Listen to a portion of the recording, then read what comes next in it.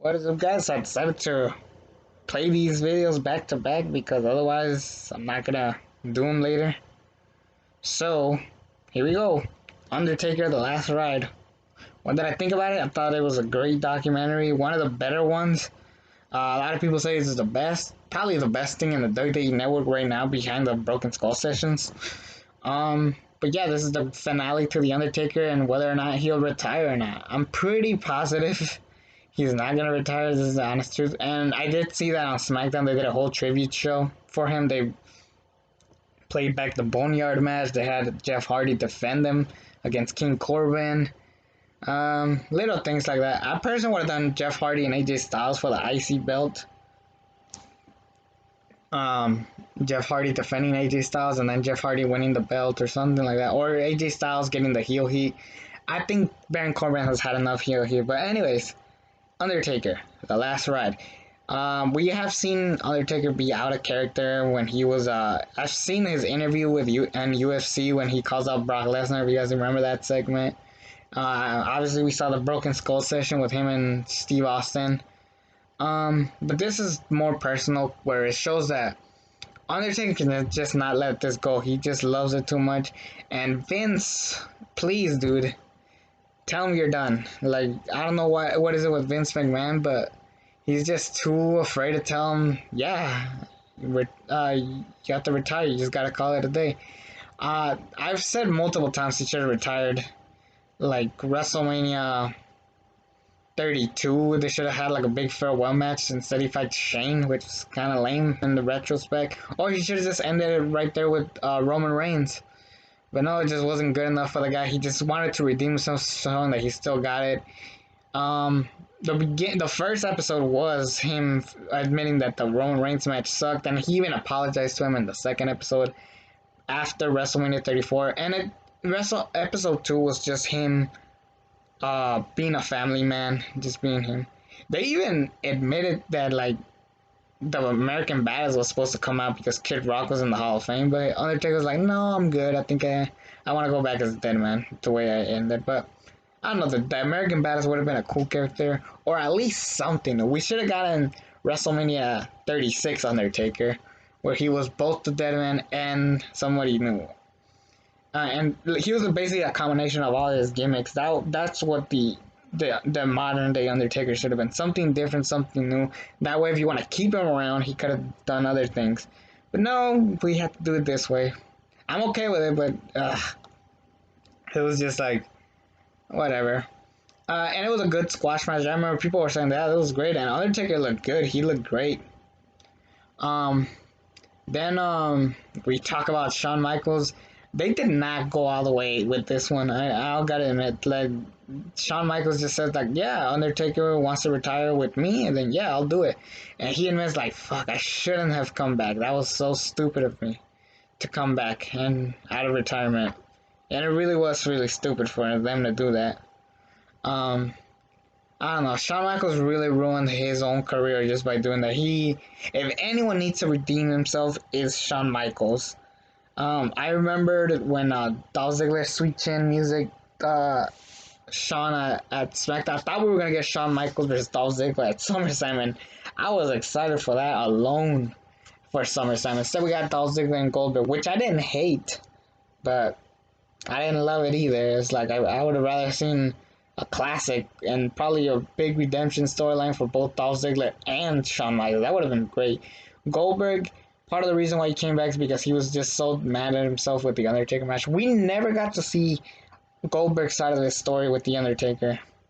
We never saw it. I thought we were gonna get it here because he didn't get it at the Broken Skull session. We didn't get it now, unless Goldberg just comes out and says it. Like, unless they start doing a Goldberg Who's Next documentary, I'm pretty sure what's gonna happen. I'm pretty positive this ain't the end for Goldberg. I'm pretty sure he's gonna come back and do something else. Anyways, back to the Undertaker. Undertaker.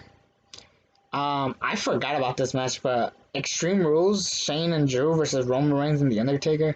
He said basically like, yeah, I didn't want to be in this match, but it made sense for the story. But he wasn't that excited. He was really mad at Goldberg, not at Goldberg, but the match with Goldberg. Um, and yeah, it was just super disappointing. And then instead we had Undertaker team up with Roman, and that ended up being a great match. I remember it being either one of, if not the best match of the night, if I recall better. Yeah, that was a great match, and definitely the best work that Roman and uh, Roman Reigns and Taker have done together. Um, we never got Elias versus Undertaker. I guess that was the plan, but they never got to it. Which it would have been good. I think that match sounds kind of lame, to be honest. The only way I could see it happening, it should have happened at Money in the Bank if they were gonna do that. Instead, we had Roman and Elias, which is So there's that, and then yeah, I think he was gonna retire after Extreme Rules. He even had like a big farewell, like the way he left that match. But no, he came back for WrestleMania 36. They do discuss the Stone Cold podcast, how he just couldn't let it go. He couldn't just let it end properly, and I don't blame the guy. He just loves this business too much. But I think if anyone could tell him, maybe if Triple H actually runs WWE for good, like Vince McMahon calls it a day and gives the company to Triple H, I guarantee you Undertaker will not come back. He would not come back. And I think it makes sense. It would be nice to put over AJ Styles. Yes, he lost the match, but he just didn't win. I mean, nah, he just didn't win. He just didn't need to win. Um, the way he ended, it was great. Like him just driving off into the sunset. Even AJ got super personal with him. Even they had Michelle McCool, which I'll get to in a bit. Michelle McCool kind of like being mad at AJ Styles for the stuff he said, but it was because he was a good heel. And I gotta admit, he wasn't the great heel he was, but he was good. That was a good promo, I remember. But anyways, back to Michelle. They when he's not in the ring, when he's not touring, they show him as a family man, him being there with his family, and it just shows me like, wow, he should have really just stuck around and be a family man. Like, pretty sure his kids would love him to be around more, and he was around a lot. But how great would it be? Like, I mean, then again, we never know if the Undertaker deep down is a little bit depressed that he just can't let go of wrestling. Like, imagine retiring and stuff. Like, it would just be very awful to know that he left on a bad term, and that's a thing for dudes. Dudes naturally just like to end on top. Uh, both. That sounded wrong, but you know what I'm saying. Like they like to end in a good note. Uh, imagine myself making a movie. If I make a shitty movie, then I want to make a better movie. Speaking of movies, I remember hearing Jim Cornette talk about the Boneyard match, which he obviously hated, but it's Jim Cornette, but he mentioned that he's like, yeah, I think if The Undertaker wants to be an actor, that's what he should have done. And I've thought about it. Undertaker in movies, what the hell could he do in movies? And I've thought about The Expendables. He could have been in The Expendables. That could have been cool. Stone Cold Steve Austin was in that shit. We could have had, what's it called? I don't know if he would ever join the DCU or the MCU. Um, if they wanted to, they could have made him play um what's his face? He could have played Batman's dad and play that Batman. I don't know. That would be kind of stupid, but I don't know what he could have done in the movie business. He could have done a lot, definitely. I probably think he would be in more independent movies. Or if they do another version of the wrestler, like he could have done that. Um, but the main thing that I think Undertaker should be focusing on is help the NXT talent. I think he respects Shawn Michaels and Triple H. I don't know if he necessarily likes working for them, but he does like working for Vince a lot. And at the end of the day, Triple H is a McMahon, whether you guys love it or not. But I think he could be a great trainer. He could train the NXT talent, help them get more over, because sometimes it ain't about, and even Randy Orton has said it, it ain't about flipping moves, it's about being a good character. I'm not saying that there's bad characters in NXT like Ciampa, there's Adam Cole, there's Velveteen Dream if he's still around, but I think he can help develop these guys into being outgoing talents.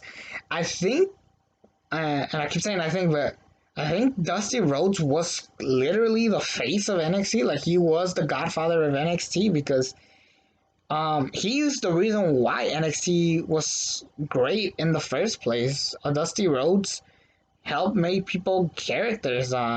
He knew how to get people over. He told them he was a great trainer. He was a great like role model. And that could be the new Undertaker for these guys. And I know some of these guys are too fucking cocky and are kind of assholes. Like I love Matt Riddle, but this guy starts shit too much. Like he's not gonna get over like that. And that's just the honest truth. He is just not gonna be over if you just being an asshole about it, about everything. They're just basically gonna pull an Austin Aries and just throw him to the curve. He might go big places, he might go to AEW, but at the end of the day, Matt Riddle, just chill, dude. Chill, dude. I like you, but just chill. Anyway, as far as the Undertaker retiring, it would be cool if he retired, but there's a side of me saying that this is not the end. Once the virus dies down, once everything's back to normal, they're gonna talk him into being in another match, maybe with Sting. But this should really be the end. I think Undertaker even admits if he comes back, yeah, I'll come back, but it's like just then I have to redeem myself again. I think even Michelle McCool was like just wondering if this guy's just ever gonna like let it go, but who knows? Anyways, this is Taker Week, and sorry it was not technically a week, it was just like all over the place, but I think, yeah, this will be it. Thank you guys for watching. It's me, the ALE Double X Prince. Subscribe to this channel if you haven't already, and go fuck yourself. No, I'm just joking. Rest in peace. If you guys got that reference from the last right, uh, hit me up. Anyways, subscribe. Peace.